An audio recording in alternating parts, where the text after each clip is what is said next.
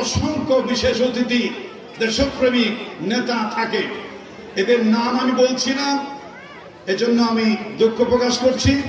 বিশেষ করে এই মাদ্রাসার যারা প্রাণ, এই মাদ্রাসার সম্মানিত সুপার যিনি মাহফিলের সঞ্চালকের দায়িত্ব পালন করছেন, মাদ্রাসার শিক্ষক, মাদ্রাসার শিক্ষিকা এবং মাদ্রাসার পরিচালনা কমিটির ভাইরা, অভিভাবক বৃন্দ, উপস্থিত মা ও বোনেরা, শিক্ষার্থীবৃন্দ, সকলকে আন্তরিক মোবারকবাদ জানাচ্ছি।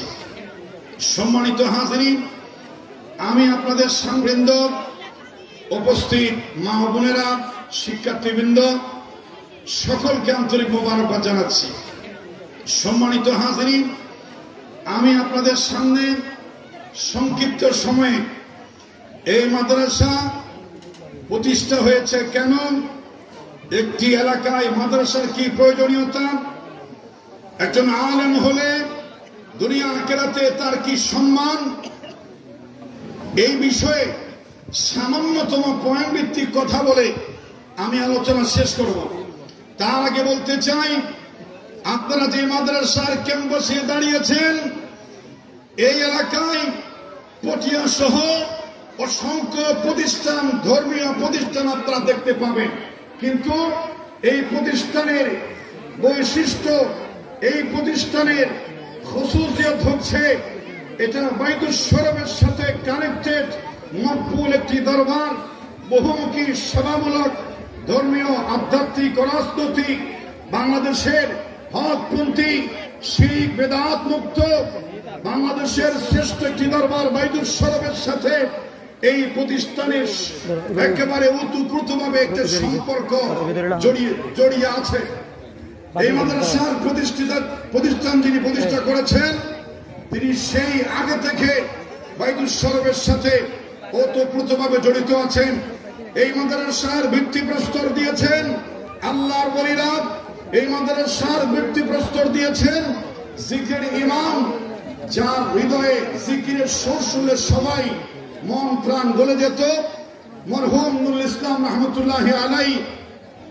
আমি আপনাদের সামনে বলতে চাই, আজ আমাদের বলতে দ্বিধা নাই, বাংলাদেশে বাইতুল শরফ কে আল্লাহ পাক কেমন ভাবে কবুল করেছেন।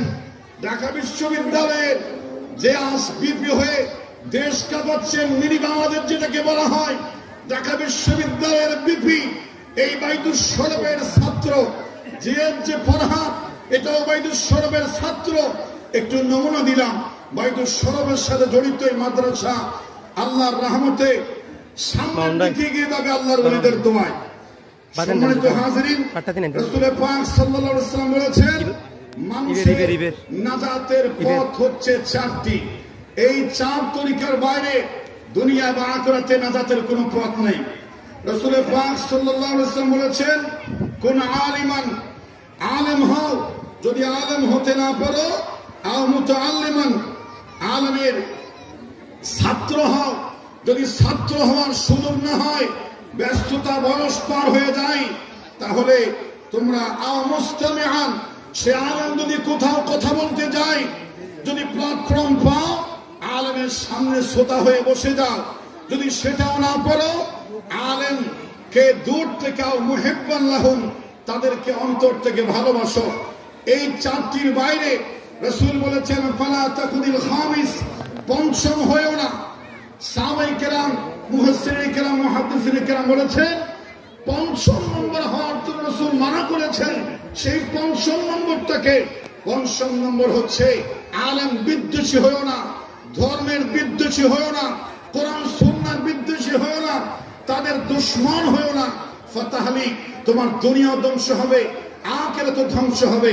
একটি মাদ্রাসা যখন কোরআন শিক্ষার বাগান তৈরি হয়, এটার দুশমনের কয়েকটা লক্ষণ আছে, এটার বিদ্বেষের কয়েকটা চাক্ষুষ প্রমাণ আছে।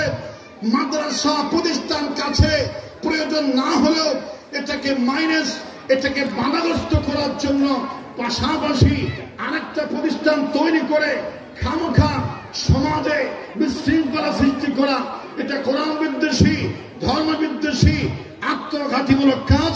এটা তারা করবে, রাসূলের ভাষায় ফাতাহলি, তারা ধ্বংস হয়ে যাবে। সুতরাং এই কথা আমি আগে আপনাদের বলে দিলাম।